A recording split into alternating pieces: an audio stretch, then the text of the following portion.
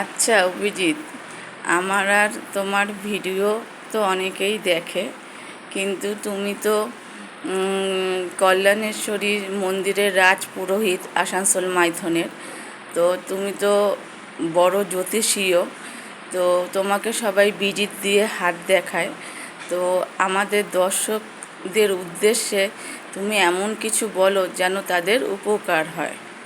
না, ব্যাপার হচ্ছে আমি যে শুধু ভিজিট দিয়েই দেখি এটা নয়। আমার বাড়িতে যদি কেউ আসে আমি ভিজিট নেই, প্রথম কথা। দ্বিতীয় কথা হচ্ছে যে আমি মাইথন কল্যাণেশ্বরী মন্দিরের রাজপুরোহিত, যেটা সত্যি কথা। আমি হাত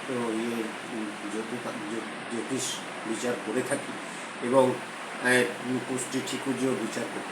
দ্বিতীয়ত হচ্ছে যে যেটা টোটকাটা আমি বলবো, কারোর যদি ভাগ্য বদলানোর, ভাগ্য নিয়ে অনেক কিছুই বিড়ম্বনা হচ্ছে, অনেক সময় দেখা যায় অনেক কিছু করেও কিছুতেই কিছু হচ্ছে না, ব্যবসায় ক্ষতি,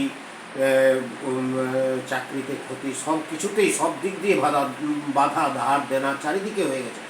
এই মতো অবস্থায় কেউ যদি যে কোনো মায়ের মন্দিরে একটা তালা চাবি দেওয়া অবস্থায় চাবি সমেত যদি রেখে আসে, এবার যে কেউ খুলুক না কেন, ওটা মন্দিরের পূজারীও হতে পারে, কোনো ভক্তও হতে পারে, সেই চাবিটা তালাটা দেখে যদি খুলে দেয় যে এখানে একটা তালা রয়েছে, তবে সেই দিন থেকেই তার ভাগ্যটা খুলে যাবে। এইটুকু আমি একটা বলতে পারি তা দর্শকদের উদ্দেশ্যে।